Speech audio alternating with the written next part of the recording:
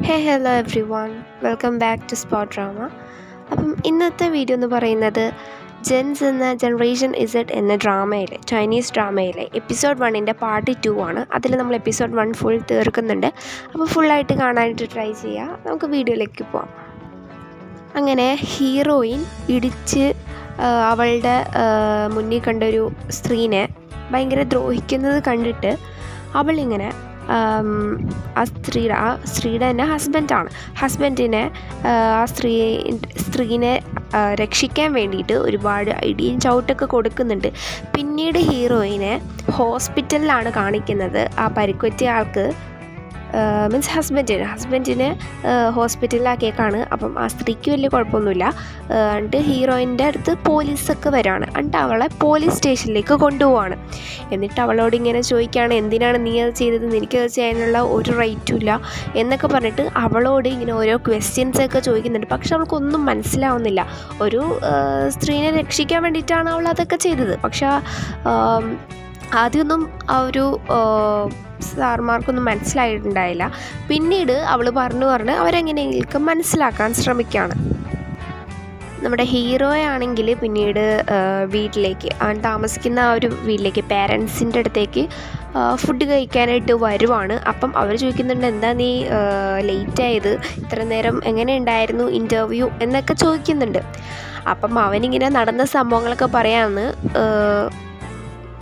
അപ്പം അവർ ചോദിക്കുന്നുണ്ട്, നീ ഡ്രസ്സ് എപ്പോഴാണ് മാറ്റിയേ, ഈ ഡ്രസ്സ് ഇട്ടിട്ടല്ലോ നീ പോയത്. അപ്പോൾ അവൻ ആ ഒരു നടന്ന സംഭവങ്ങളൊക്കെ അതുപോലെ തന്നെ പറയുന്നു. പിന്നെ അവന് ഭയങ്കര എന്തൊക്കെയോ ചെയ്ത് തീർക്കണം എന്നുള്ള ആ ഒരു വാശിയിലൊക്കെയാണ് ഉള്ളത്. അവൻ്റെ റൂമിൽ പോയിട്ട് ഒരുപാട് വർക്കൗട്ട് ചെയ്യാണ്, സ്കിപ്പിംഗ് ചെയ്യാണ്, അതുപോലെ ഒരുപാട് ബോഡി എക്സസൈസൊക്കെ ചെയ്യുന്നുണ്ട്. അവന് എന്തോ ഫിറ്റ് ആവണം എന്നുള്ള ഒരു തിങ്കൊക്കെ ആണെന്ന് തോന്നുന്നു. പിന്നീട് കാണിക്കുന്നത് നമ്മുടെ ഹീറോ ഭയങ്കര വർക്കൗട്ടിലേക്കാണ്. അപ്പോഴാണ് ഹീറോയുടെ റൂമിൻ്റെ ഡോറിൽ ഒരാൾ മുട്ടുന്നത്. അങ്ങനെ അവൻ തുറക്കുന്നു. ആക്ച്വലി അത് അവൻ്റെ ഗ്രാൻഡ് പ ആയിരിക്കാം. ഓക്കെ, ഫാദർ ഓർ ഗ്രാൻഡ് പ. അങ്ങനെ അവൻ ആ ഡോർ തുറക്കുന്നു. അങ്ങനെ അകത്തേക്ക് വന്നിരുന്നിട്ട് ആക്ച്വലി അവൻ്റെ മൂടൊക്കെ പോയിരിക്കുകയാണ്. ബിക്കോസ് അങ്ങനെ ഇന്ന് നടന്ന കാര്യങ്ങളൊക്കെ ഓർത്തിട്ട് അവനൊരു എന്തൊക്കെയോ നല്ല മൂടല്ല എന്തായാലും. അങ്ങനെ അവൻ ഭയങ്കര ഡള്ളൊക്കെ ആയിട്ടാണ് മുഖമൊക്കെ ഇരിക്കുന്നത്. എങ്ങനെയെങ്കിലും അവനെ ഹാപ്പി ആക്കണം, അവനെ മൂഡ് ഓൺ ആക്കണം എന്നൊക്കെയുള്ള ഒരു തിങ്കാണ് ആ ഒരു പേഴ്സൻ്റെ മൈൻഡിൽ. അങ്ങനെ ഈ ഫുഡ് കൊണ്ടാണ് ഈ ഒരു ആൾ വന്നത്. അപ്പം അവൻ എങ്ങനെയെങ്കിലും ഈ ഫുഡൊക്കെ കഴിക്കണം. അവൻ പറയുന്നുണ്ട്, എനിക്ക് ഈ ഫുഡൊന്നും വേണ്ട, പക്ഷെ അവന് എങ്ങനെയെങ്കിലും ഫുഡ് കഴിപ്പിക്കണം എന്നൊക്കെയുള്ള ഒരു തിങ്കാണ്. അങ്ങനെ കുറേ സംസാരിച്ച് അവനെ ഹാപ്പി ആക്കുന്നു.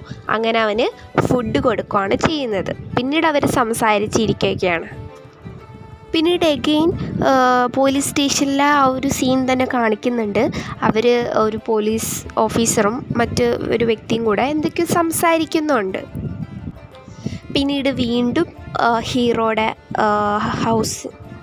ഹൗസിൻ്റെ ഉള്ളിലുള്ള സീൻ തന്നെ കാണിക്കുന്നുണ്ട്. അവർ സംസാരിക്കുകയാണ്. അവരുടെ പേരൻസും ഗ്രാൻഡ് പാരൻസും, നേരത്തെ വന്നത് ഗ്രാൻഡ് പ തന്നെയാണ് കേട്ടോ.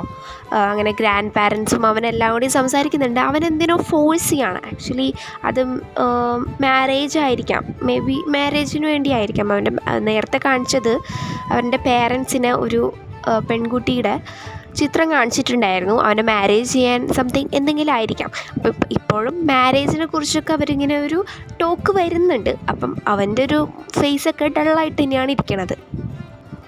പിന്നീട് കുറേ കാര്യങ്ങളൊക്കെ കഴിഞ്ഞ് കുറച്ച് ടൈമൊക്കെ കഴിഞ്ഞിട്ട് അവൾ ആ ഹീറോയിൻ പോലീസ് ഓഫീസേഴ്സിനൊക്കെ പറഞ്ഞ് മനസ്സിലാക്കിയിട്ട്, പിന്നെ ഇനി ഒന്നും ഒപ്പിക്കരുത് എന്നൊക്കെ ആ ഓഫീസേഴ്സ് പറഞ്ഞ് അവളെ കൊണ്ട്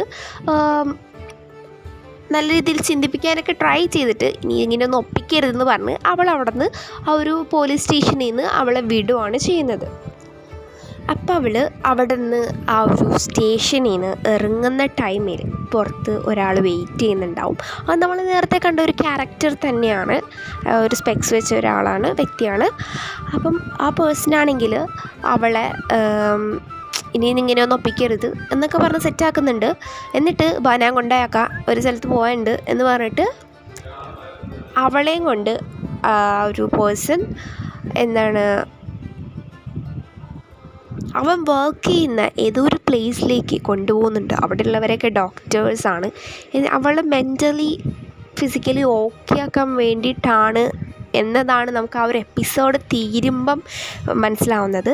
ഇനി ബാക്കി എന്തൊക്കെയാണ് സംഭവിക്കുന്നത് അറിയാനായിട്ട് എപ്പിസോഡ് 2 വേണ്ടി വെയിറ്റ് ചെയ്യുക. Just wait and see and by.